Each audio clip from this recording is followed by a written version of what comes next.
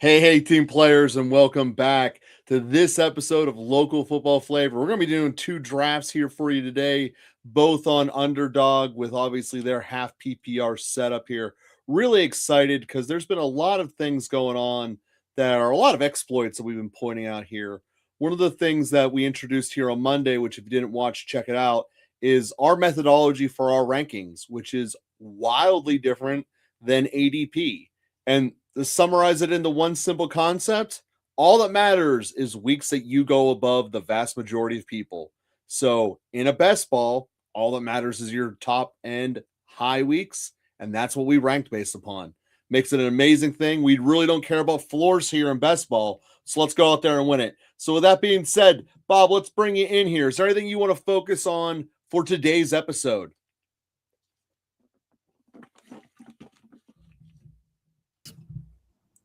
And we're starting to get some flitting remarks about free agents. Just a couple notable things to keep in mind here. Number one, not a free agent, but Bucky Irving might be used in a Bijan-like role. Love that. That's good for that value. Probably going to see him climb a little bit. Alec Pierce and Shaheed are on the Raiders' radar, as they should be. Everybody should be on the Raiders' radar. Mac Jones is a potential trade candidate, according to Matt Barrows. He might go for a day 2 pick. You could absolutely smash that button for the Vikings if that's the case. There's a chance, according to ESPN's Turin Davenport, that the Titans could keep Ridley and they might want to add Wandale with Daboll being there. So that would push down guys like Io Manor and Shamari DK for me, personally. Deshaun Watson is settled the lawsuits against him. And for now, Shedeur has the runway to be the Browns quarterback for the early fall, which does not count out the fact that maybe Deshaun Watson will play this season. And David Njoku said on Instagram that he does not want to return to the Browns. So there is a lot of room there for some interesting things to happen. And also Clint Kubiak will be calling the plays, according to Clint Kubiak, in the Raiders organization. So Bob, why don't we fire one up and answer these questions for dynasty questions we're getting sent to us while it's loading? Hey, what's happening, family? So when you're ready to click that enter button, Bobby. All right. I am clicking enter now and confirming now. 4 more left. What'd you say? Is it 4 left in the room? Yeah. So 10-man Superflex Dynasty. Would you send Josh Allen for Puka? And family, you're in a lot of dynasty too, so you can certainly share your thoughts about this question as well. The other quarterbacks are Dak, Goff, Shook, Penix. Bonus question: would you send a 2027 first for Tucker Kraft in a 1.5 point tight end premium league? So first things first, if I'm holding Dak, Goff, Shook, and Penix, I absolutely would be on the side of going after and getting Puka. The reason I say that isn't because I don't value, I think Josh Allen is basically like your number 1 overall super flex player. But in a 10-team league, because you have a little bit more flexibility at the quarterback position, I do think that you absolutely should move into a top 5 wide receiver, if not top 3 wide receiver in Puka. I think that at the end of the day, you're still going to gather points from Dak, Goff, Shook, and Penix, particularly Shook and Dak on most weeks, I think, this year, that you'll be okay as long as injuries don't happen. You'll be okay with that. And I agree with you, family, that in a 12-team league, I probably wouldn't do that just because the amount of quarterbacks left off on the table in case injuries and things were to happen isn't as many. But knowing that you have 4 quarterbacks there in Dak, Goff, Shook, and Penix to cover the blow of losing Josh Allen, and you're getting a top flight wide receiver here, I'd absolutely do that. Second bonus question, Ryan. And here's the other reason why I would do that too, is that, considering points and everything, is that in the Superflex League, You have these 4 starters potentially right now. And what we have seen so far this year is that Shook and Penix have the chance to hit a threshold number of like 23, 24 points in a week. We don't know if it's going to be as consistent as a Josh Allen is capable of doing. And we know that they're not going to go so much over the threshold of 40-ish points, but we know that Puka can. So those numbers, you're replacing and moving into a player that you still have replacement level value on your bench to take over in case, in the case that you're losing Josh Allen. So I would do that.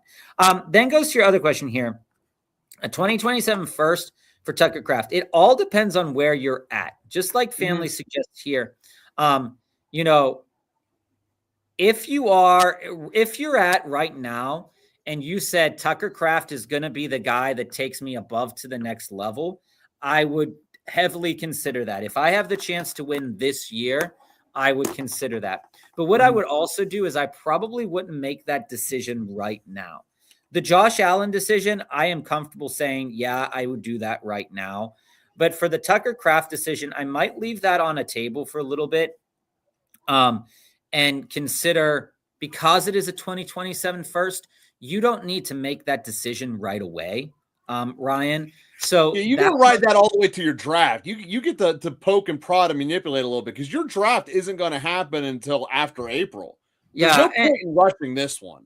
And especially when you consider contention or not contention, there's so much to think about there. I would hold off on the Kraft. I'm tempted by it, but I'd hold off on it because I think that Kraft is very valuable. And I think Kraft's incredibly valuable. Hey guys, we're doing a little board. There's 3 spots left. Do you guys want to jump in with here, family, to Ryan's comment, rotating through the matchups, keeping Allen means you choose your quarterback 2 every week. You could deal Penix because I realistically, Dak, Goff, and Shook could be enough to get you there. And then when we look at this, before we get to family's question here, is there any other wide receivers you would send Josh Allen for? I think owners would be interested. Oh, we're the other ends of the board today, Bob. Slam that jammer. Slamming salmons. So who would I ask for Josh Allen? There's only like 3 guys that realistically in a super flex league that I'm trading for Josh Allen.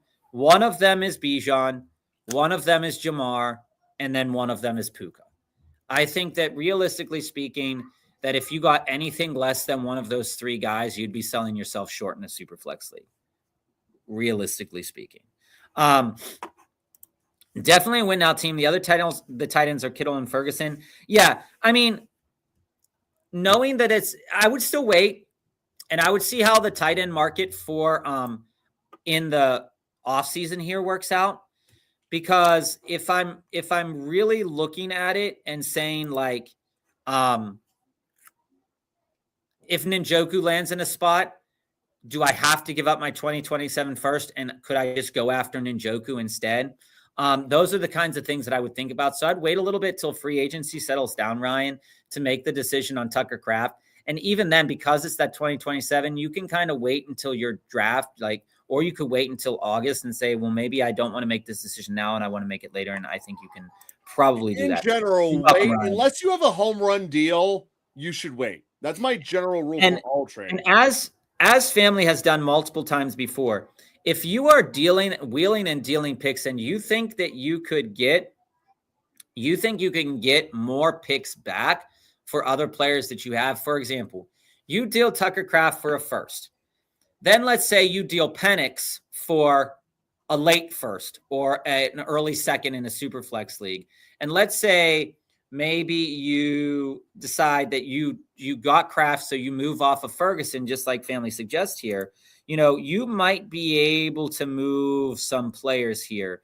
But with it being a 10-team league, there are going to be 20 tight ends conceivably that are rostered, and they're all going to be probably at least 10 of them worth doing. Remember, you're only looking to break a certain threshold there with the tight end, and I think Ferguson gets you there on a bi-weekly basis, and Tucker Kraft definitely gets you there. With the injury, I think maybe Kittle would be the sell for me out of that grouping of players. And family's dynasty deal of the day, Joe. The dynasty deal of the day. Joe's making his first pick here. I am. The board is about to take something that's going to about make me throw up in my mouth, but the rankings have them there. That team's a whole bunch of vomit on your shoes. Right? I know. London Genty, baby. A jet going through London. Family sent Stafford, DJ Moore, and Rachaad White, and got back Tucker Kraft, Dobbins, and 3 into 2 again. So I like trades like this. You know that, family. And this is the type of stuff, Ryan, that I think that is highly considerable, that you should look into, is that moving a couple of these players for some value and buying into some players that maybe have a downtrend right now, but could see a definite performance upgrade depending on situation. Thinking about the Alec Pierces of the world, he's a guy that's definitely on people's radars at the moment in time. Also looking at DK Metcalf, how will that coaching change work? You could definitely see yourself buying a little bit more in the DK. And if you're a win now team, is it so totally bad to go after players that in a couple years might not be working their best? Maybe, there's always something to think about. So there goes Brock Bowers. In DraftKings yesterday, Derrick Henry was going in the 3rd round, which was shocking. I've always believed Underdog was sharper. Shocking. All right. Well, you know what I'm going to do because my boy's on the board. I got to take my boy. You take your boy, damn it. Take your boy. This might be a 3 running back start, but I don't really like the wide receivers on the comeback. I don't really like the running backs on the comeback either. Yeah, so that's what we're going to do. We're going to take Bucky. Love Bucky. And we're gonna go 3 running back start with this one, guys. We're gonna go Jacobs as well. Oh, Bob doesn't normally do that. I don't do it. And as I've said before, every little board that we have done, there has been something that we have changed about the dynamic of the way to build a team. Now, what I have seen a lot of in these drafts from the first position is 3 running backs in a row. But also what I have seen at that position also is people building a lot of Olave and Nico combinations, Olave and Rice combinations, Olave and Pickens combinations. And Bucky often doesn't get pulled up to that point. So getting a little bit of variance in there with the 3 running backs, having these 3 running backs, I don't know if that's going to be as common in the early little boards here as an Olave Pickens grouping with Bijan. So that's kind of my reasoning behind that. But yeah, so that's where I'm at on that. When you have an aging team that just won back-to-back titles, I'm seriously considering offering, wait for it, CMC and Saquon for Omarion. Family, I'm not going to say that you're crazy, but I am going to say, what's up, Bones? I am going to say that, and I've said this phrase twice today, 2 of the 3. I'm going to say that I don't think you're wrong. When you're rebuilding and you have a chance to get something at the caliber that Omarion can be, it's almost like, almost a similarity between Schrodinger's cat and this scenario here is that what CMC and Saquon give you. You don't know a full season that Omarion can give you. I would hold them for now. I would at least ride CMC into the ground. That is the player that I would. But you have to know, and what we saw from this past year is that CMC did see a downturn in his rushing output, but not in his pass catching output. Saquon saw a problem. It was problematic for Saquon from the perspective of that he wasn't getting as many quality attempts. Okay. So you look at and you say, okay, well, there isn't a lot of quality attempts that happen there. So how do we juxtapose that versus Omarion, who their offensive line always gets hurt? So for me, I might hold them for the moment. I would at least hold CMC because he still has great production levels from a pass catching perspective. but Saquon might be a sell from me from that perspective, because I'm not entirely 1,000% sure that their offensive line is going to get any better. And that concerns me greatly. So that's something that I would definitely consider. And I think that Omarion has showed, oh man, this is perfect. I'm so happy right now. Omarion has showed that he can go all out. As Bub's losing his mind, has like showed that great he receivers. can go all out. And so for me, I'm all about that. And Bones, this is a funny thing. So I troll Reddit on a regular basis, at nighttime when my little one's asleep and when my wife and I aren't playing a game or eating dinner or something like that. And there was a couple people on the best ball forum on Reddit that were like, "Oh man, I just started drafting Underdog," and I just want to say, like, we've been doing this every year, like sickos.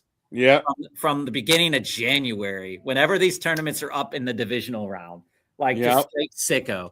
And it's a beautiful way to live. Unlike drafting Jets. And I would not be mad about that, right? Not be mad about that. The guy has 3 stud running backs, Genty, Omarion, and Achane. And family, it might be an opportunity to get Achane too. If he believes more in Genty and Omarion, you might be able to steal Achane from him, knowing that the coaching staff is changing. A Saquon and an Achane, I wouldn't be mad about that either. If somebody believes in Saquon more than Achane with the coaching shift. I can definitively say I've never built this team before. I'm very happy about it. So family would have Cook, Hampton, and Benson. I don't like the Benson end of it. But I think that when it comes down to, information purposes, I would keep one of the two, CMC or Saquon, and then moving it. Yes, this is what I would do. I would move Saquon because realistically speaking, both Saquon and Achane are probably going to have similar-ish weekly outputs based off their production.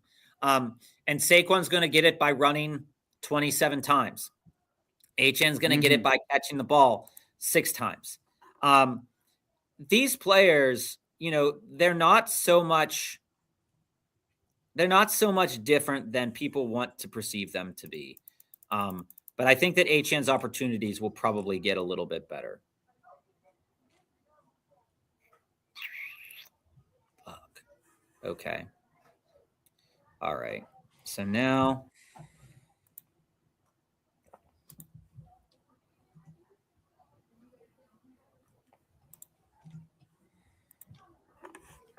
All right. We pulled up QJ. I did not take a tight end there. I could have taken Tyler Warren. I thought about it. But I do value QJ very highly going into this year. And it could burn me. It could absolutely burn me. He might not be as productive as last year. Alec Pierce still on the board there, but I am still kind of not a fan of that value where it's at.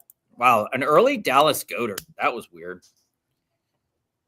Somebody knows something. Still building Jalen Hurts and Dallas Goedert. I don't believe Dallas Goedert will be back.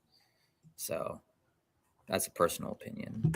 It's personal take there. I'm not sure about that one.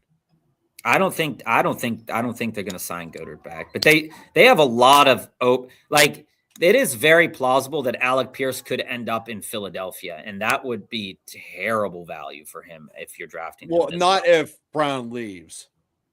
If AJ Brown leaves, you absolutely could see them signing a wide receiver, right? Like, it could happen.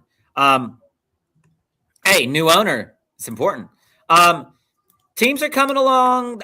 This team is a team that I can definitely say that I haven't built. I have built Joe's team plenty of times. I don't know if you have exactly like this. In its structure. I've never built a team like this. Definitely in its structure, not in its form. But we're doing there you go. Structure in the form. All of you loving your winter went to a small outback town yesterday. My car, when I went to leave, 110. Family, I hate winter. I hate winter. There will be not a time from my mouth that I will say that I enjoy winter. There's not a bone in my body that enjoys it. I actually get like really bad dry hands as well in winter. My back hurts. Like, don't give me 110. I don't want 110. I'll tell you that. But if you give me like, I don't know, like 60, 70, sure, rack it up. I'm fine with something like that. All right. No, I don't have that. Don't have that. That's okay. All right. We're going to go Brock. And we're going to go. I'm not playing this crazy game. We're going to go Bo Nix. Oh, get crazy with me, Bob. We're going to hit double tap quarterback there. I don't normally, like I said, every team I've double tapped these quarterbacks early, I hate it. But I like where I'm sitting at right now, and I feel like I can do it. And looking at the rest of the board, I don't think I would get a quarterback on the way back, to be honest with you. Because Team 7 or Team 6 doesn't have a quarterback. You don't have a quarterback. This team, Team 11, has one. Team 9 has one. So I think at least one more is going to go off the board. Am I okay on missing out on Jordan Addison, Jacoby Myers, DJ Moore, Michael Pittman? I like Michael Pittman, but I'm okay missing out on that. And the other thing, too, when it comes to winter, is that all of the snow has tried to melt off my roof. But the other thing is that my neighbor put snow all in my yard. So it's just a mountainous mass of ice that I tried to break apart yesterday. It's miserable. Like, our city sucks. I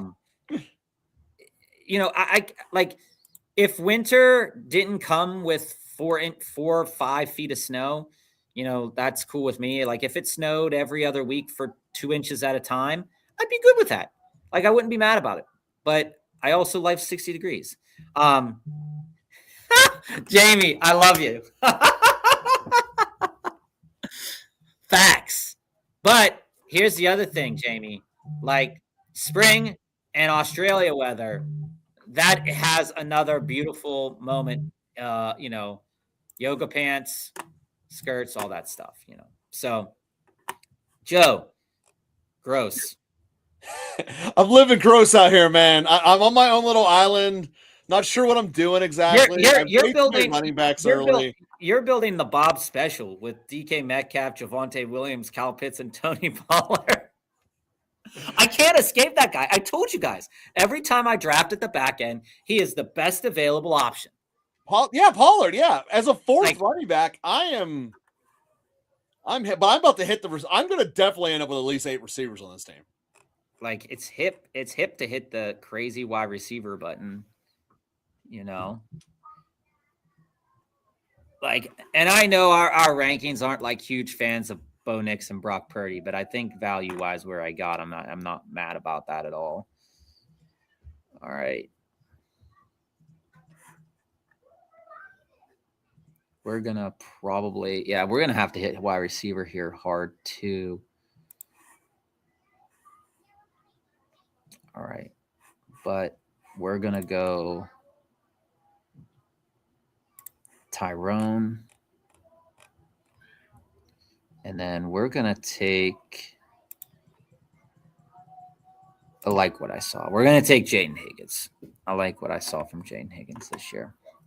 And the other thing, too, is that, like, when you look at the board, and for everybody watching right now, like, you'll see me doing various things. You'll see Joe, you'll see other drafters doing different things to try to get a little bit of an edge. And I think right now, as the board starts to normalize a little bit more and a little bit more at every point in time, we're starting to see, the strategy of bringing people up. So I'm all about that world. What's up, WFN? Bringing people up to create a team that is slightly has a variance to it, while not going like super crazy, but knowing that you're not going to have the opportunity to get that guy. The later you go in the draft, the crazier you can get, Bob. Let's be real. but not being able to get that player on the comeback, but building how to build out your way to balance your team. Family, Barkley at 2027 second late for Achan, or I could float it for Hampton and settle for Achan. I can toss in Adonai Mitchell type to dress it up. I like that. I would be 1,000% off for that. I don't think you're offering something that's not attainable either. I think that like the value is there for the person to be curious enough about it. Tossing in the Adonai Mitchell would definitely make the person very curious about it. I'm curious why you're so curious. Yes, we are on vertical mode too. When Joe goes live, when Joe presses the live button, he has the option to do vertical and horizontal. If you're on your phone, both, baby. If you're on your phone, the vertical's better. If you're on your laptop or you just like the horizontal better, you can also click that on YouTube as well. Everyone's worried about J. Jeff. No one's talking about Addison. What do you see for him? Buy low. I do think Addison's a buy low. And I would go for Achan first, but if you like Hampton better, Hampton's situation is better. So if you prefer Hampton, Hampton's situation is better, and you can shoot for him. I don't see a problem. I think both are fine, and I like both personally. So Achan, I think, carries a little bit more value, but I think Omarion can definitely get there as well. But when I look at a guy like Jordan Addison, he's a player that pops for me, in a couple different kind of scenarios and ways. And after my pick here, I'm going to kind of, I'll talk a little bit about that. All right. So we're going to shoot for Juwan here. And then we're going to build in Jalen McMillan. So one of the reasons why I think Addison is a player that's worth buying is that while I hate drafting him because he has just issues with staying out of trouble, and that really bugs me when it comes to player positions. He has the value to be very successful. And one of the things to keep in mind, so just going into last year, which was, again, a very poor season by metrics for J.J. McCarthy. But when we look at the games played with Carson Wentz, for example, we're looking at 4 receptions for 114 yards, 8 targets, 5 receptions on 6 targets for 41 and a touchdown, 9 for 12 for 128. Then we start to get to the J.J. McCarthy, but there's a game in here where he does 5 receptions for 10 targets, or on 10 targets, which is, because of J.J. McCarthy's poor accuracy and the similar numbers of past quarterbacks before. But you look at this situation and you say, there is a framework that Jordan Addison with a capable quarterback will be a smash at his ADP value, right? Like, I think that when you consider Addison and you look at guys like Myers, Boston, Moore, and Pittman, Addison and Pittman are the guys that are head and shoulders above that grouping for me. Because Jacoby Myers, second year in the system, yeah, he could be really, really relevant. Denzel Boston, who knows what he's going to perform like. DJ Moore, we know that he can be super relevant, but how will he be used, and does he leave Chicago this year?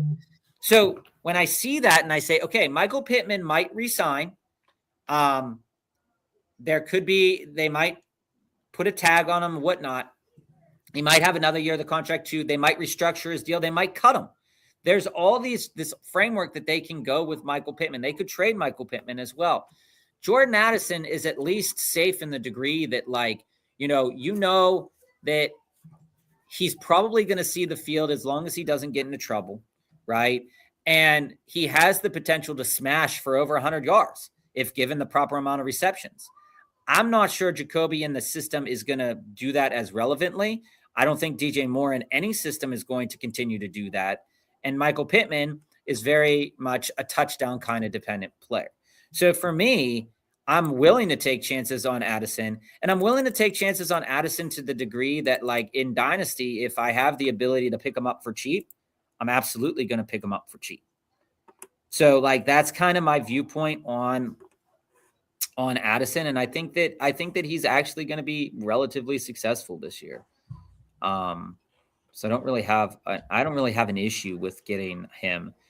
I'm just not drafting him too much in these early best ball scenarios.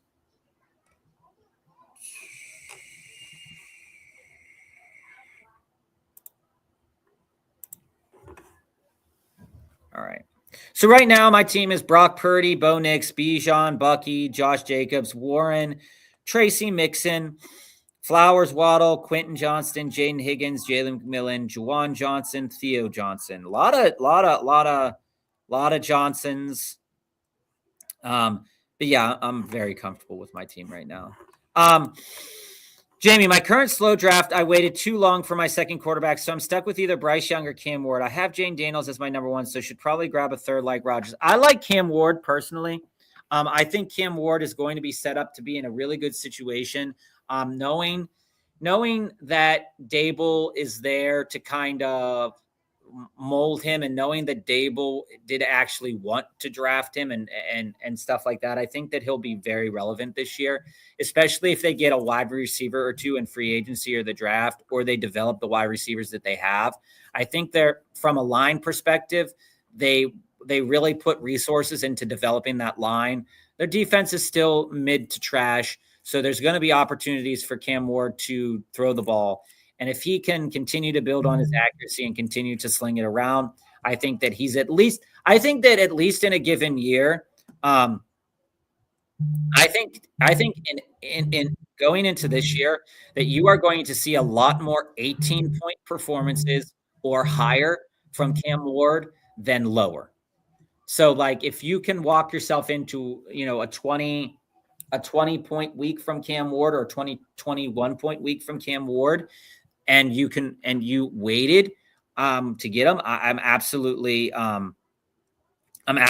there, right? He's in a great situation. Coaching staff loves him. Coaching staff wants him, which is another factor for most quarterbacks. The coaching staff wants him.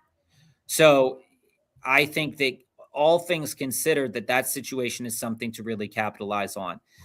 In that situation as well, I don't think Rodgers is going to be very relevant as a third quarterback. I think that Rodgers is a tad bit of a waste of a pick. And if I'm gonna waste the pick, I would want to waste it on a quarterback that I thought could absolutely, like, smash beyond smash. Who would that be? Maybe you can write a story where maybe a team drafts Marcus Mariota, or maybe a team trades for Marcus Mariota, or they get him in free agency and he goes and he steps in and has some great games. He can put up 24-point games too. Let's say we look at it and we say, oh, there's a couple choices here. Which round are we in? Are we in the 17th? We're in the 16th round. And Bob, I can honestly say that, with the exception of maybe Coleman, every single one of my guys are the definitive number one on their team. It is hard to build a roster 15 people deep that can do that. And Coleman should be the number one on his team. That is a statistical anomaly I'm building. So when I look at it and I say, who do I want to take later? You could always take chances on Tua or Kyler or Jacoby.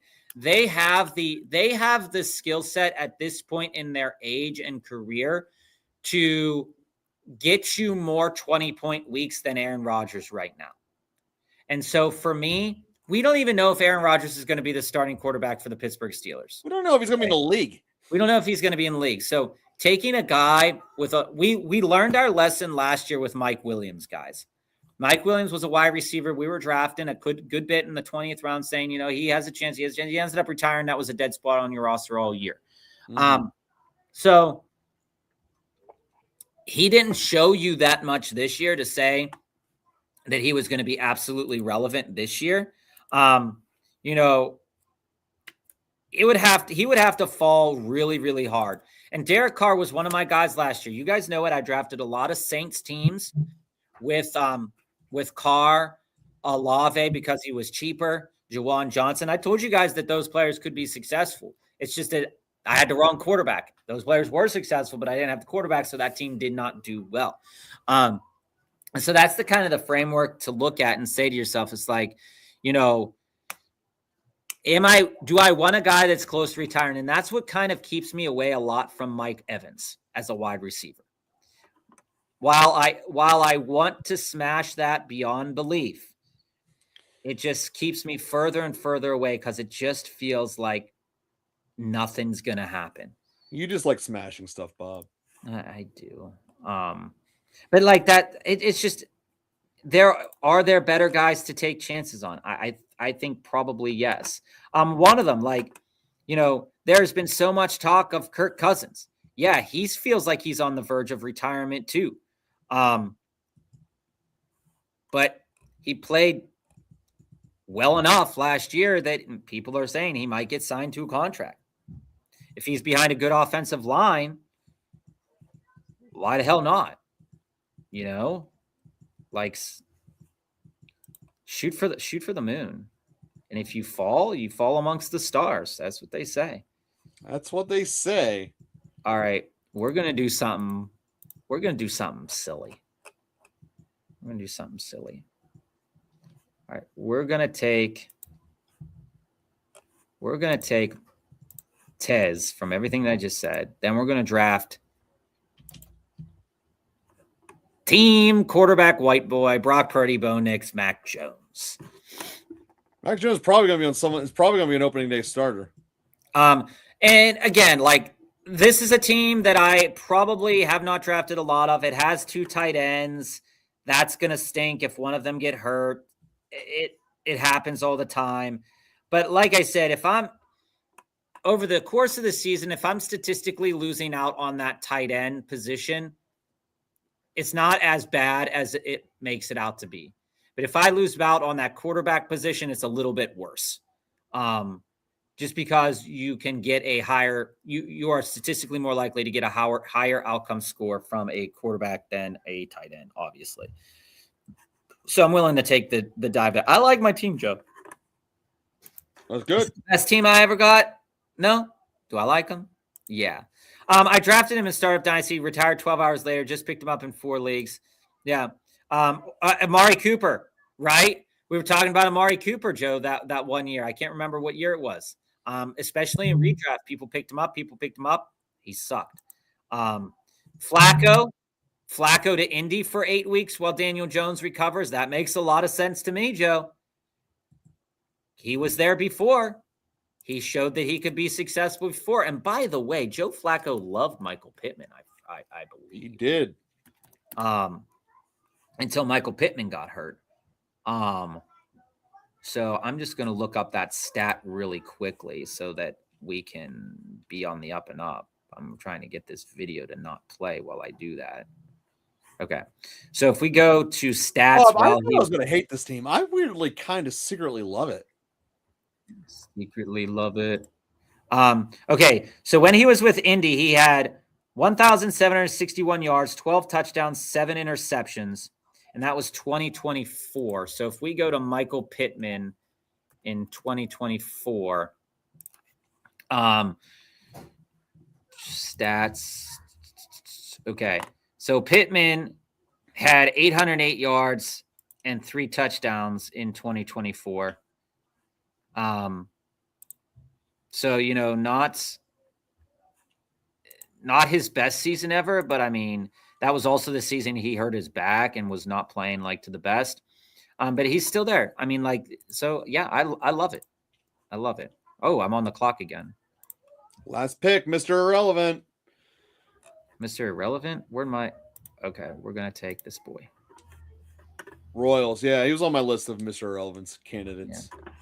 Yeah, and like I said, like, you look at the tight end grouping there and you see Evan Ingram, Gesicki, Arroyo, Sinnott. I could have taken one of those guys, but I'd rather deal with 9 wide receivers, knowing I went wide receiver a little bit later. I think any of these guys could really pop off for a smash week above the tight ends. Love it. If I were to take a tight end in the last round there, it would have probably, honestly, it probably would have been either one of the rookies or Cole Kmet, depending on how they see what that situation is going to look like. Kirk Cousins still available in the last round here. Tua still available in the last round here. So even if you wait this far, there's still going to be value there. So, I mean, that's something Fields to think is even still there. What'd you say? I said Fields Yeah, is even Fields is crazy. I've drafted him a little bit. Dipping the toe in, think about it. So Fields. Joe, can you I want before we pop over to our next draft, there was at the end of on Monday. I'm going to share my screen really quickly so you guys can see what we're talking about here. At the end of Monday, we were looking at Spot Track here. And we were looking at the capability of these fun kind of trades happening. And we plugged into the system on their trade machine here. We plugged into the system the viability of that fun trade that we had come out in our brains. And you're going to look at this and you're going to say that trade, although fun from a categorical perspective, does not make sense from a money perspective. No. Like looking at the here's assets, the thing. Miami's in cap hell. Yeah. So looking at, Joe, you snuck in Freiermuth, by the way. Nice pick. I did. So when I look at this and we say, is this possible? We look at this trade right now. I don't think Miami can trade trade Tua. I don't know if they're going to start Tua, but I don't know if they can trade him. When you see this phrase here, the team lost cap space after this trade. The team lost cap space after the trade. Then you go and you look at their current cap space. And you say, okay, well, Miami is sitting here in what kind of cap space do they have? They're one of the worst in the league, minus $23 million. Then you look at Arizona and you say, okay, Arizona's positive, but do they want to take on that cap space with Tua? Is that the player they want to use that hill to die on? Because when you look at Arizona from the perspective of cap, they have a lot of things they probably need to fix here. I'm blanking on where they're at. Where did they go? There they are. They have a lot of things they probably will want to fix going into next season. And so when you look at just the cap hit percentage, Kyler Murray is their biggest cap hit. And you look at the rest of their team, there's not a lot. If they move on from Kyler, they're going to be losing some money here. But they're going to be eating a huge dead cap for this year if they cut or trade him at 50 at that price point, right? And they're losing less next year. So it could be a high likelihood that even if Kyler Murray could be a post June 1st cut, so they split it to $25 million across both years. Yeah. So if you look at Kyler's cost here, family, as we were talking about, if you look at the cost of Kyler's right now, is that if you get rid of him today, okay, you're saving yourself. You're losing $2 million. If you get rid of him between March and June, you're losing $24 million. But if you trade him, it's the same as if you cut him today. If you trade him after June, you're not going to lose too much. You're actually saving some. All right. Yeah, that's why he'll be a designated post June 1st cut. So then you go before we get to our next draft, we go and we look at Tua, and we see Tua sitting here where he has $99 million in dead cap. If you cut him right now, yeah. If you cut him right now, $99 million. So That's the why Dolphins, That's why you can't trade him either. the Dolphins would lose $42 million if they traded him right now, which means that he will also, if he is moved, he will also be designated as a June 1st cut. Oh, no, he's not cuttable. His is too big. And actually, if he retires, it's the same as if they cut him right now. It's the worst. They'll lose $11 million. But if they wait till next year and they do it next year, you look at the savings, right? So yeah, he's playing in Miami this year. While we think it's fun that could happen, the likelihood is that he is the starting quarterback for the Miami Dolphins. Mm-hmm. That is the likelihood. With that being said, boy, Ray, click start. Yeah, let me pull up a draft. All right, so we're going to rack up another little board. Anybody that wants to come on in. I'm clicking enter right now, and I'm clicking confirm right now. 2 more left. 2 more left. All right. See, that's coordination there. So, yeah, so Tua could. If Tua retires, boy, they still have to give him his money. But no, not quite. They don't have to give his money, but the cap hit is still hell. They're fucked if that happens. That part's true. But honestly, he probably still plays, to tell you the truth. But that's also why I don't think they have the money to sign Malik Willis. I mean, everybody's projecting that the Miami Dolphins will go after Malik Willis, and I don't think they can. I don't think they have the capability in terms of cap room to have Malik Willis. And then also, it all depends on the contract you give Willis. Yeah, but they don't have any money to be flexible. That's the biggest issue. They're going to have to gut a lot of things, but they can't. I mean, they're also eating $20 million from Jalen Ramsey, $10 million from Terron Armstead, $1 million from Matt Jonnu Smith, $1 million from Matt Judon. Well, that's the dead money of this year. That won't be there next year. I mean, they're eating that this year. So I mean, like, yeah. Well, and what they eat this year actually does carry over to next year. Yeah, that's what I'm saying. It's so they'll have a little bit of life because of that. And then when you look at it, when you look at Tyreek's another one of those guys where his dead cap this going into this year, this upcoming year, is $28 million. And he's going to be 30. I got the 3rd pick, and Bob's got number 7. Nice. Is that if he's released now, they're actually going to, the way that his contract works, they're actually going to be saving money. So Tyreek's going to be gone 100% from the Miami Dolphins this upcoming year. The question is will Tua, because they do have Quinn Ewers, will Quinn Ewers be the starting quarterback at the beginning of the season? I just don't think they can afford Malik Willis. And I also don't think that Malik Willis is good enough for them to want to take him over tanking for 2026 and going for a quarterback in 2027. Realistically, right, Joe? Like, let's be honest. Let's be honest. So if the Jets, if they go after Malik Willis, it doesn't make sense for them to go after Malik Willis. They already have Malik Willis, and his name is Justin Fields. So, right, Joe? I'm not crazy. Willis is a better passer than Fields.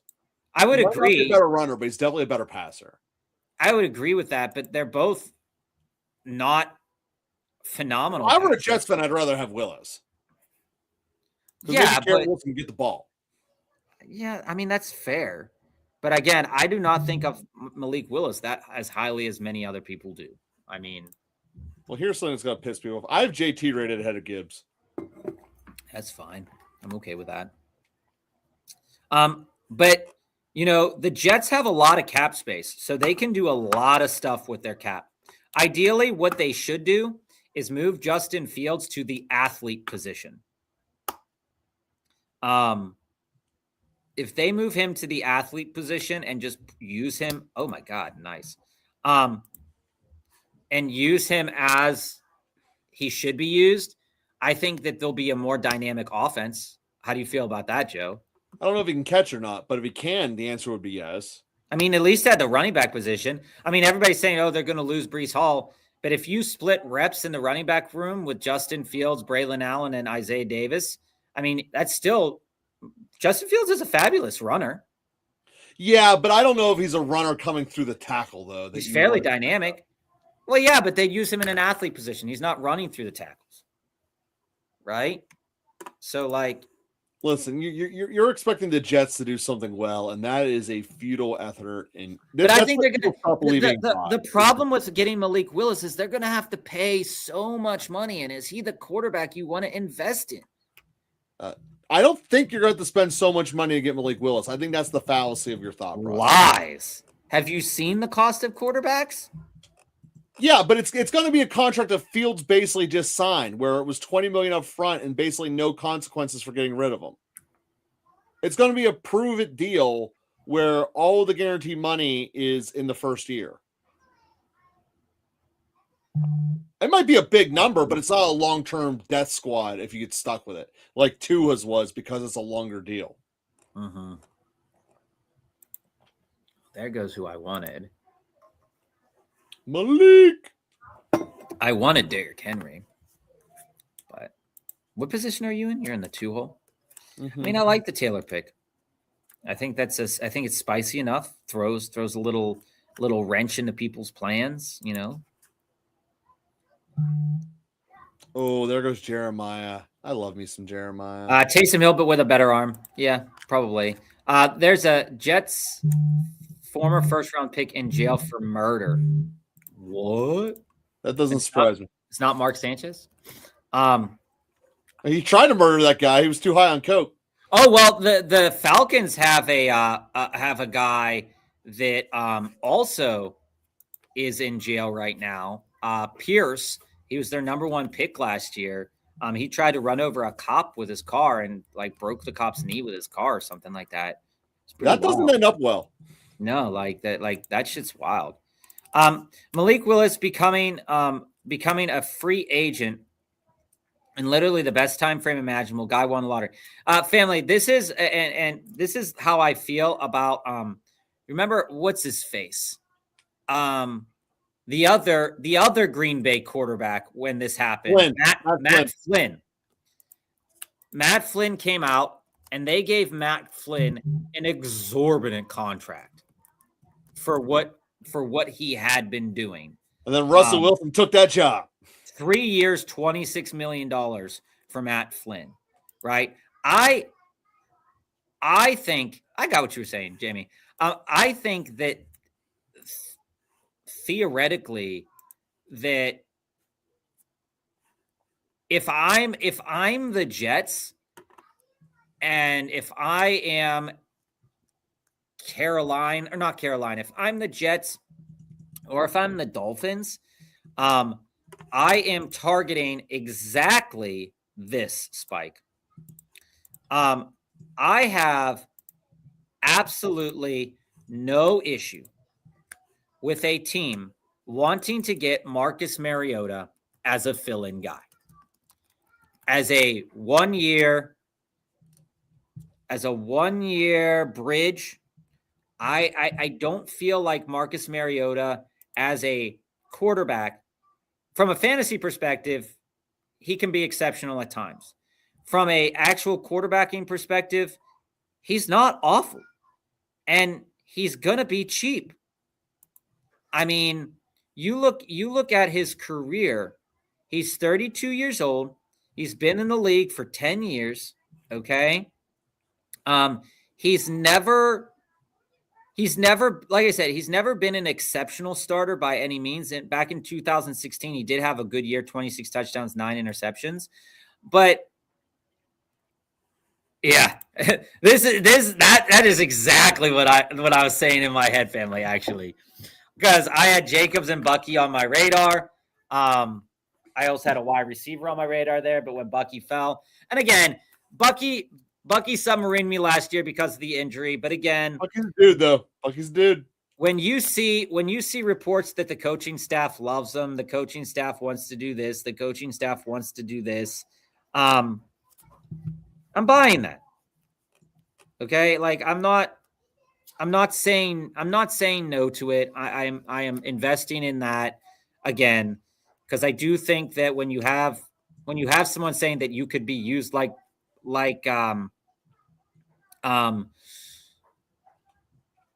that you can be used like Bijan, I think it's fair. And this is a click that I don't do often. It's Trevion Henderson. I don't do that click often. We're gonna experiment with this team a little bit, starting off with a 2-2. Do I think Trevion Henderson is the best 4th-round pick? No, I absolutely don't. I often think that he's the worst 4th-round pick in these early best balls because his situation is undetermined. But statistically speaking, if the markets are saying that Henderson is this high, then there is a belief system within the market saying that his situation could improve. Well, I thoroughly believe that. So, I mean, do I like that? Do I like that pick that I just made? I don't. Do I think that his situation could absolutely improve? Yes. So this is Joe, can you see? We can't see your screen. What do you mean you can't see my screen? I don't know. Can you see the screen, family? Can you see Joe's screen or do you see my screen? You see the draft picks. Yeah, hopefully. You just don't see my queue. You see the draft board. Yeah. You're going Waddle. Waddle Metcalf. Fuck you. Fuck you. Well, they weren't coming back to me. You whore burglar. I don't normally come out of 5 rounds with just one running back. I know it's quite unusual for you. We'll see how this one shakes out. I wanted to put myself a little out of the comfort zone. All right, so we're left here. All right.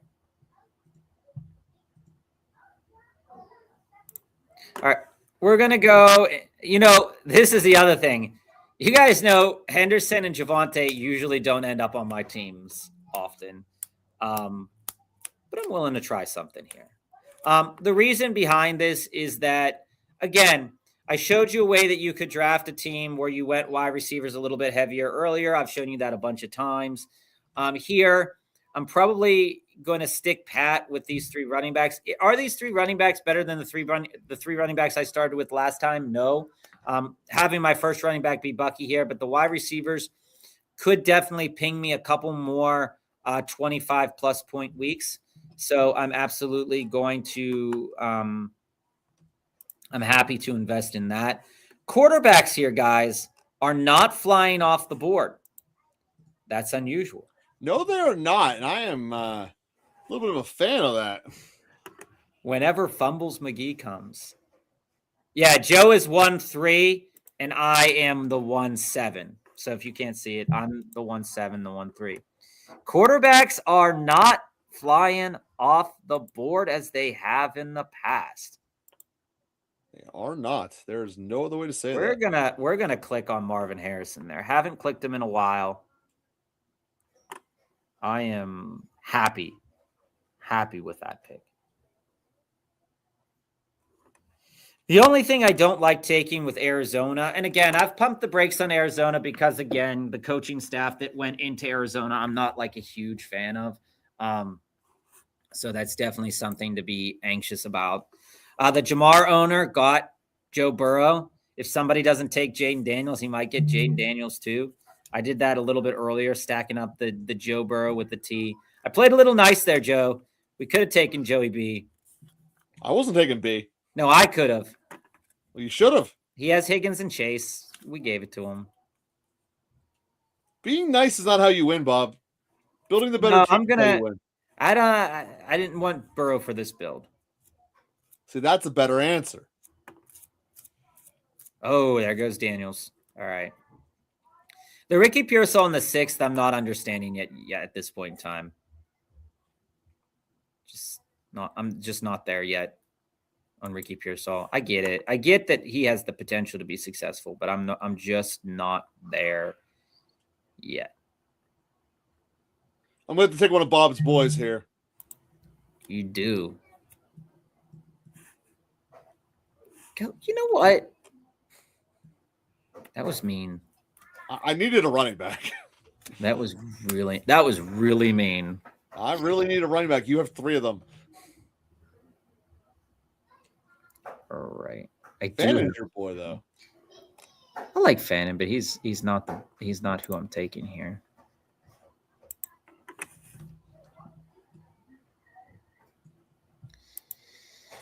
That's the reason I didn't take Joe Burrow. I do think that when the season's said and done, that Caleb, Burrow, and Dak are probably going. And again, injuries always play a role. But if everybody's healthy, I think those 3 quarterbacks do have the potential to really light it up in their respective offenses. And their numbers are not going to be primarily rushing numbers. They're going to be primarily passing numbers. All 3 of those quarterbacks have a chance to throw for 35 touchdowns. So like I'm okay with that. In this draft, I have not drafted a wide receiver. I have 3. So the last one we really pounded it on. Yeah, that's the thing. Like I'm not just gonna screw a guy over because I mean, don't screw him for the sake of screwing him. Yeah. You're happy with your Dak pick. That's the end of it. Oh.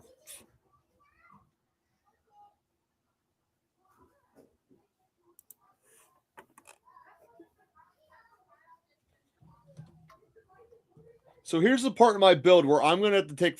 I have 4 guys that are probably all condensed, and for the build I want to build, I got to take one of them around a legitimate round early, and that's what I'm going to do. And I almost clicked dart there to go with Malik Neighbors, but I decided to go tight end there with Laporta because I figured, Laporta, Pitts, 8th round value there. They're definitely within their purview to pop a 15-point, 18-point. And the thing about Laporta, the thing about Kraft, and the thing about Pitts, particularly Kraft and Laporta, is that Kraft and Laporta are touchdown hogs for their offenses. So when they get the opportunity, when they're scoring points because they've scored touchdowns. And when I'm looking at tight end, I do want tight ends that are going to be relevant in their offenses in that format. 3 quarterbacks for that guy, 1 running back. Don't love that. But you can see what I was talking about. That's a Bijan Pickens Rice team. We see that all the time. All the time. Shook. Love myself some Shook. Plus, I got Olave. Fair. Really easy to throw a Juwan Johnson at the end here. Yeah, but everybody's doing it, man. Everybody's doing it. I don't care if everyone's doing it. All right.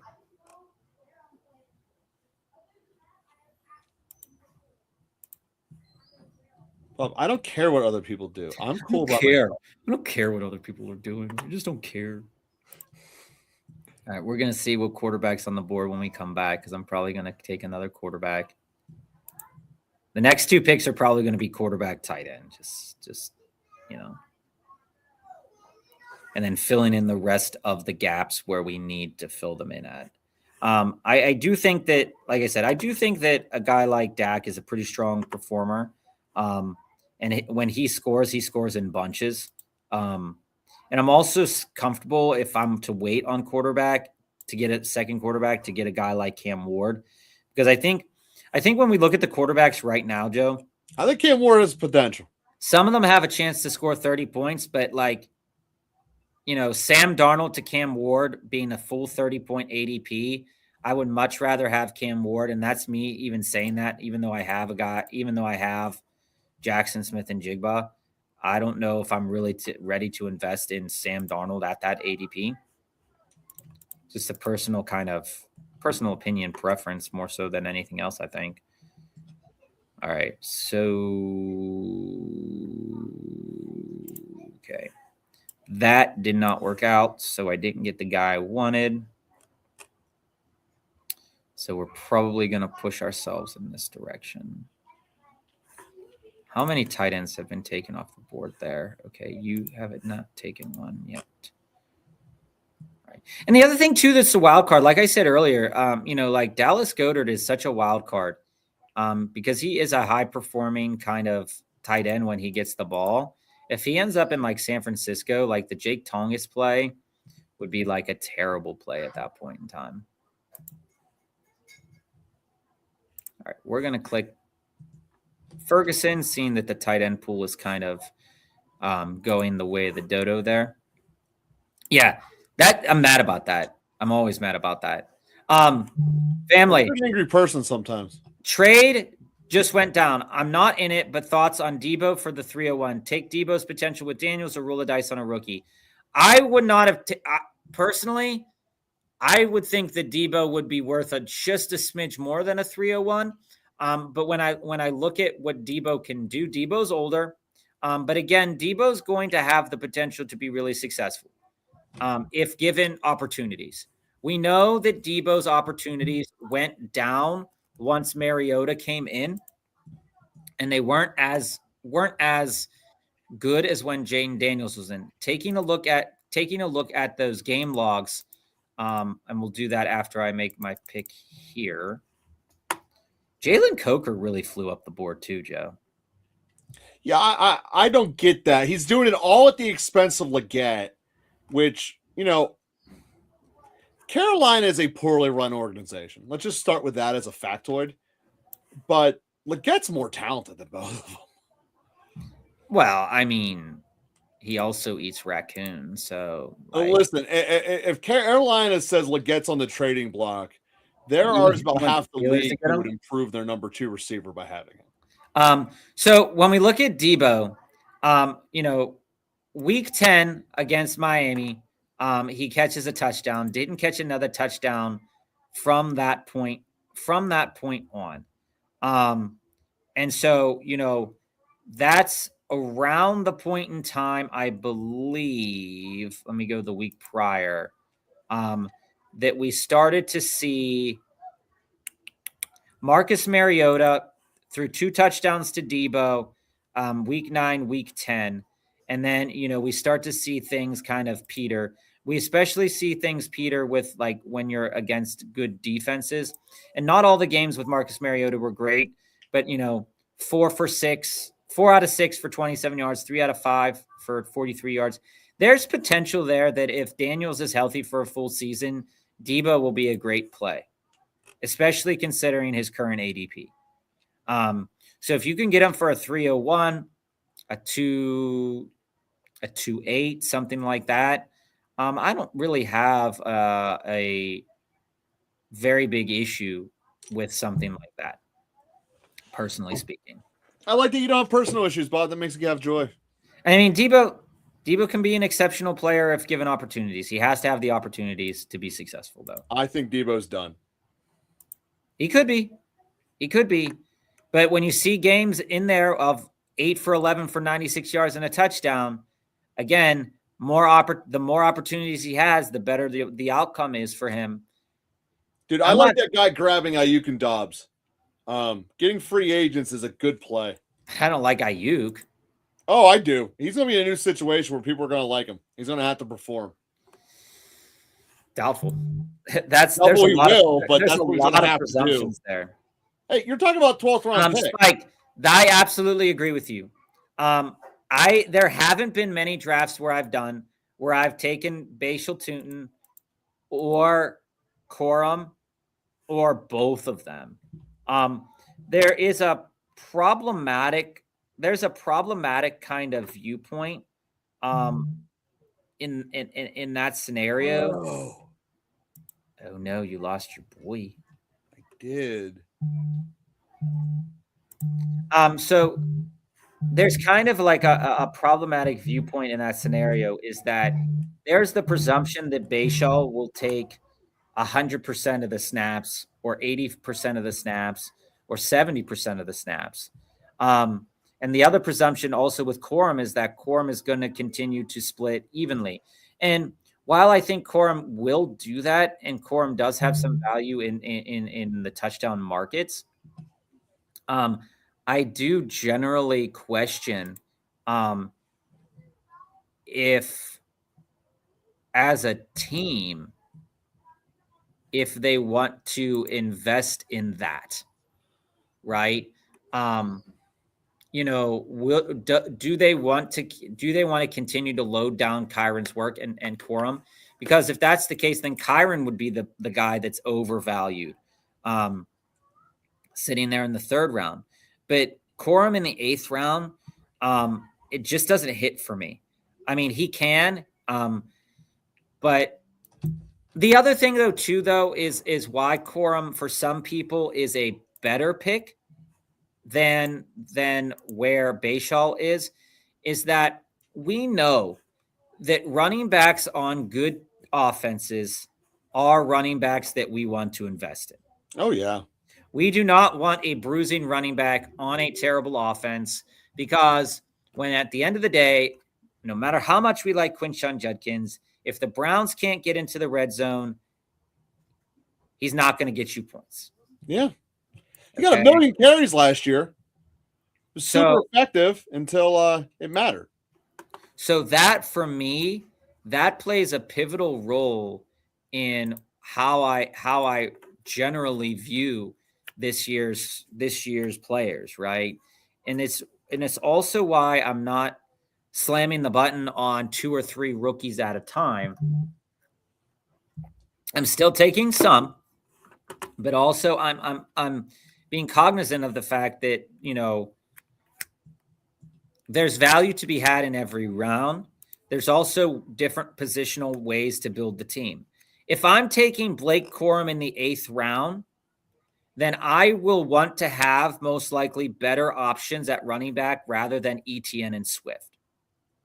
Because what we know about ETN particularly is that his outcomes are also extremely varied. And same with Swift. Drafting 3 guys that are essentially very dependent on the same outcome happening, which, you can view that how you'd like. All right, we're going to go.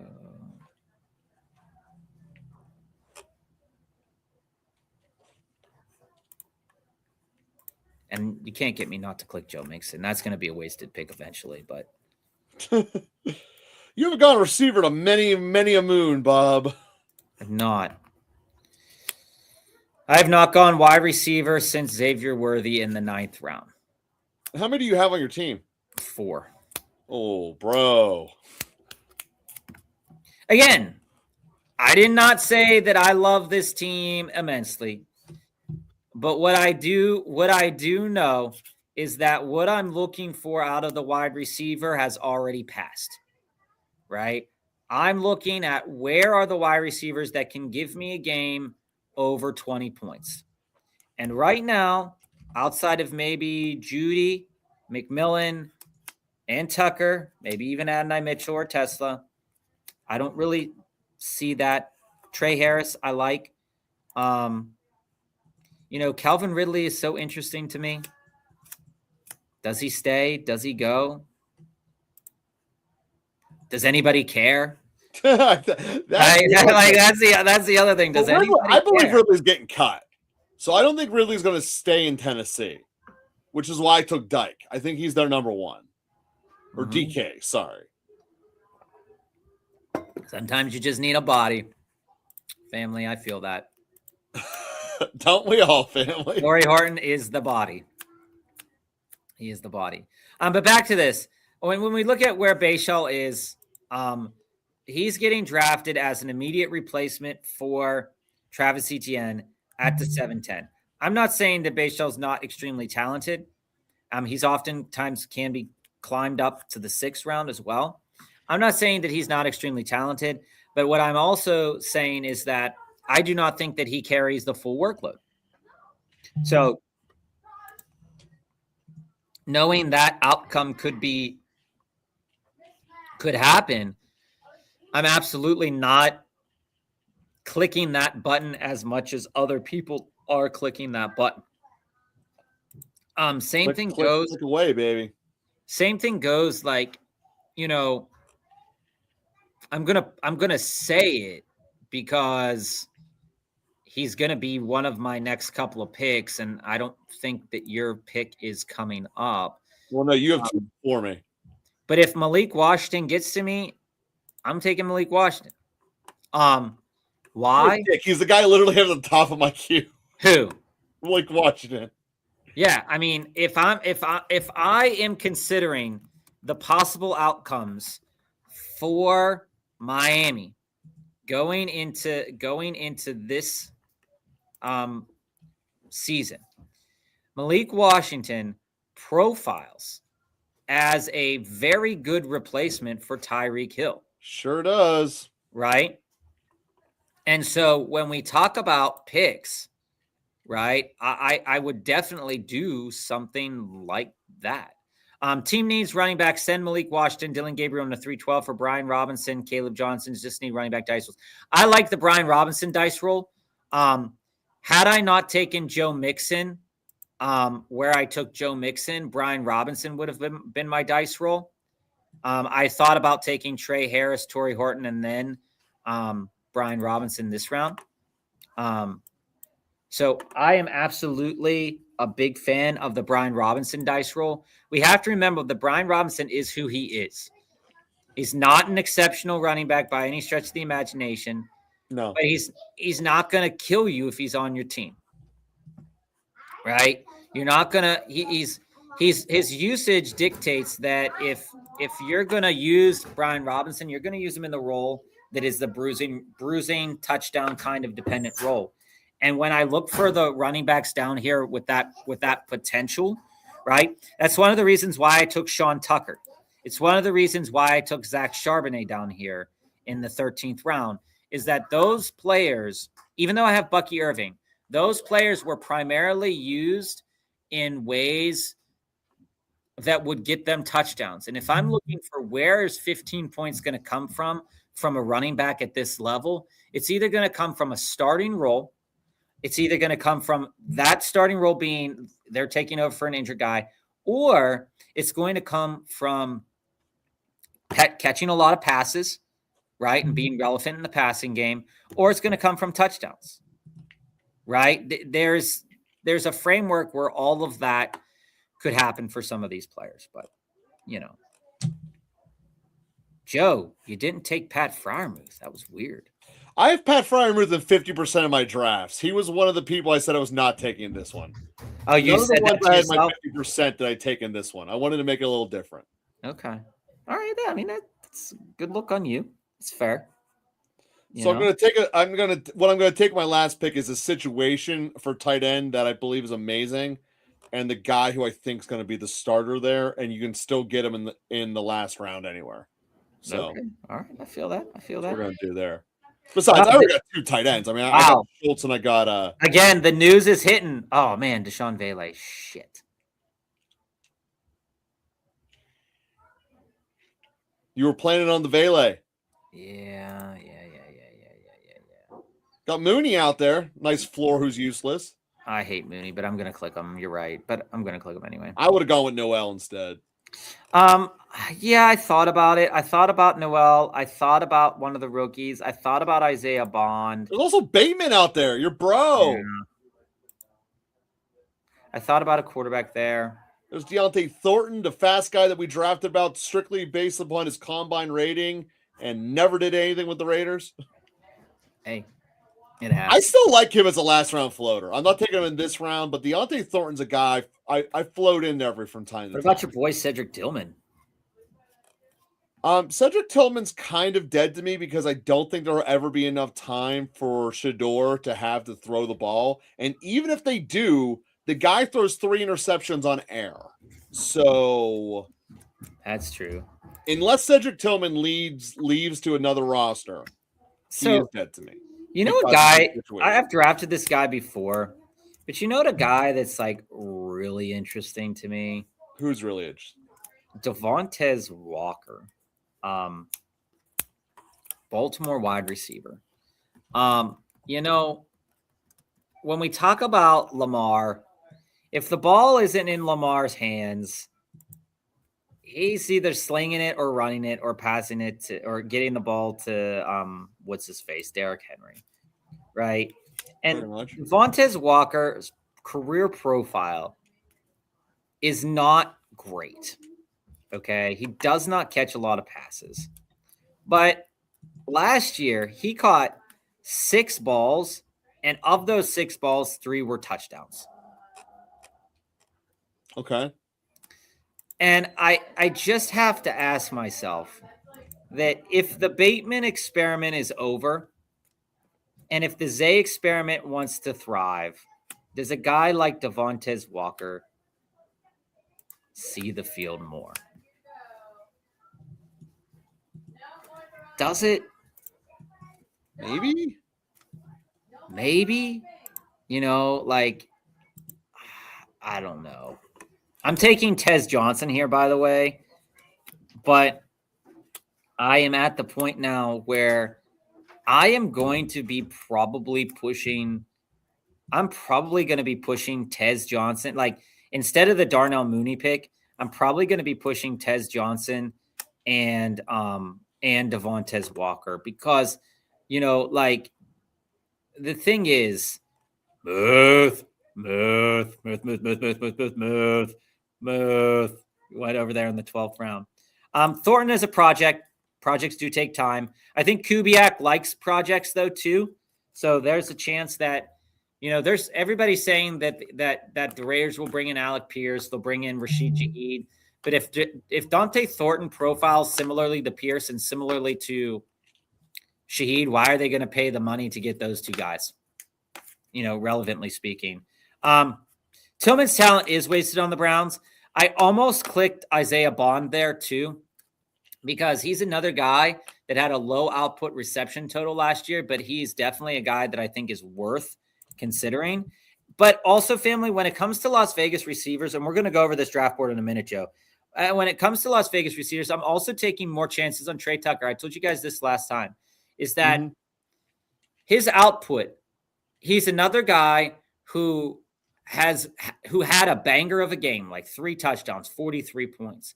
And I have to ask myself that if a competent coaching staff sees a player with a terrible quarterbacking situation, but sees a player and says, holy crap, we have a guy that can catch 3 touchdowns on our team and not use him, then that coaching staff is just as incompetent as the one before it, and they should lose their job.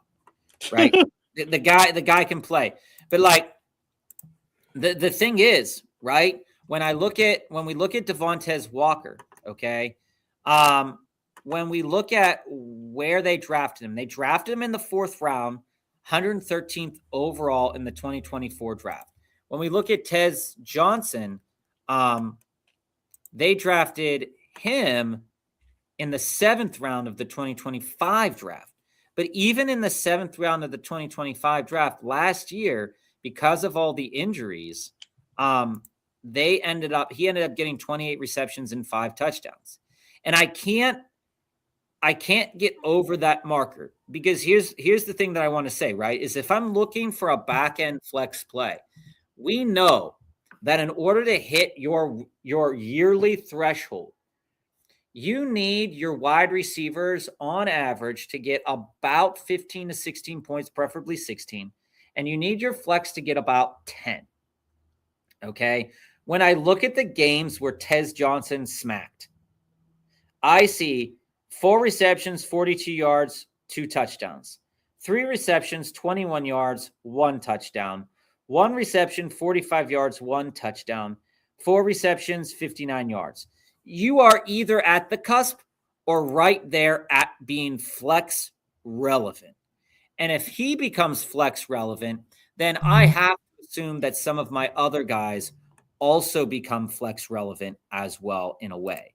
You know, hey, it could be nothing, right? The 2025 draft, I think that last year when we look at the 2025 draft, because we thought that, okay, from a talent perspective, these rookies have the chance to hit, everybody overdrafted rookies. Now Yes. the market is equalizing itself right now. Well, the market's been burnt. I mean, that's the way it is. Where you see people that aren't running podcasts or not doing months and months of research, that you're coming in and you're seeing these rookies and you're like, I don't want that. But there's a couple reasons for it. Golden did not have a good year last year as a first-round wide receiver, so that hurts you a lot. The number Hunter got hurt, and then obviously the year before that, Marvin Harrison did nothing. So the start of, we look at this draft that just happened, the 5th round is where the first-round receivers in April are going. I personally think that's still a little too high. Sure, they got good prospects in that. I think that price makes sense, and here's why. Because when you're looking at, am I going to take them a lot in the 5th round? Maybe if I started with 2 or 3 wide receivers or 2 wide receivers and then went 2 running backs and wanted to take a chance on one of the rookies in the 5th round, sure. But let's say I wanted Lemon or I wanted Tyson, right? Who are going neck and neck with one another, and I'm passing on Carnell Tate. I'm passing on the OSU wide receivers. Let's say I take Tyson or Lemon, and I don't want to take them as early as the 5-4, but I could definitely see myself taking a chance on Tyson or Lemon over Odunze a little bit more, or over McLaurin a little bit more, or over Christian Watson a little bit more. I still like McLaurin and Watson a lot because they do have a lot of touchdown equity within the current iteration of their team. Mm-hmm. Now, and here's the other reason why I don't feel that Tyson and Lemon are very far off from McLaurin and Watson. When we look at the outcomes for rookie wide receivers, right? We're talking that a decent year for a rookie wide receiver is somewhere between 600 and 900 yards. Yeah, and that's not going to cut it. But hold on. If that's a veteran 12th round, that's Darnell Mooney, and you just took him in the last round. But listen, if you are an exceptional rookie wide receiver, you are then hitting that 1,000-yard marker, and you are potentially getting six to 7 touchdowns, right? So when I look at that market and I see the 5th round there, okay, just looking at it from a player capital perspective, Joe, the variance between Christian Watson and Tyson doesn't. Yeah, I'm sorry. I work at a school. I'm sorry. The variance of Tyson to Watson is not as large of a gap as you might picture to be on paper at first, right? Because Watson has so much equity in the touchdown game, he's going to have to really, be a slam dunk at that ADP for you to want to do that. Because last year, Watson coming in halfway through the season, coming off the injury, mind you, big injuries in his career as well, is that he's looking at he played 10 games, and in those 10 games, he had a touchdown in 1, 2, 3, 4 of them, but he only had 35 receptions. That is not so far away from a floor for a guy like Jordan Tyson or Mekhi Lemon. Then you look at Terry McLaurin's high output. Terry McLaurin's high output is always his floor and his high output are very similar, but that means he's not a good basketball player. But McLaurin's going to hit your 1,000-yard threshold, right? No, that's why, again, that's my argument why you haven't seen me take very many rookies with the exception of Jeremiah Love. No. I get it. But what I'm saying is you said earlier, you just said that you thought the 5th round was too high. For me, I think the 5th round is just right because that grouping of wide receivers. Oh, man, Jacoby Myers in the 7th, I'd rather have all day. No. Huge day, I'd rather have. I'm telling you, you can take Jacoby Myers in the 7th and Tyson in the 5th like that guy did. Oh, I'm saying I'd rather not take Tyson at all and just take a different position. But that's I think Jacoby Myers can outscore. But I'm saying if you are targeting wide receiver in the 5th and 6th round, if you're targeting that wide receiver in the 5th and 6th round, you're looking at a collection of players whose outcomes, and this goes from Luther Burden all the way down to Ricky Pearsall. Mm-hmm. Okay. So from Luther Burden all the way down to Ricky Pearsall, the outcomes for those players are somewhere like this: 600 to 1,100 yards, 2 touchdowns to 10 touchdowns. There's so much variance within that grouping of wide receivers that you would be doing yourself a disservice, that depending on your build, to not at least on 1 out of 20 teams take one of those rookie wide receivers over a Christian Watson, over a Rome Odunze, over a DK Metcalf. I'm not saying that they will. Well, I'm definitely taking them over most of them because they will never be on my rosters. I would say here, right, that Ricky Pearsall should not be in that 6th round. I love Ricky. You guys know that. But I am at the point now where I would be where Washington shouldn't be in that realm either. And your point is fair, family. Ricky Pearsall and Parker Washington, for me, are in that same categorical grouping of wide receivers as Jacoby Myers, Alec Pierce, Quentin Johnston, Michael Wilson. And we're going to have to wrap up the show, but I'm going to make an analogy here about the Jags offense. They are an every other year offense, a lot like it was with Cordell Stewart, for a deep cut for all you guys who are out there. I mean, you can make that generality. They're very good in the odd years, but in the even years, their offense disappears. You can see it clearly through Lawrence's career. So there's a very good chance, just like every other year, Jags are way on the one end of the pendulum and they go way to the other one. Agreed. But Bob, I do got the bounce here. Well, I got to go too. And on Monday, Joe, I'm at 18 little boards. So our last 2 little boards will be on Monday then. Monday will be my last 2 little boards. And then programming note, we are most likely only doing 1 show next week, Monday. And then after that, we'll go back to 2, and we'll probably do a little bit of that DraftKings action because it's the wild, wild west over there. Love the Wild West. All right, everybody, like, follow, subscribe. Thanks for joining us today. We'll be back with you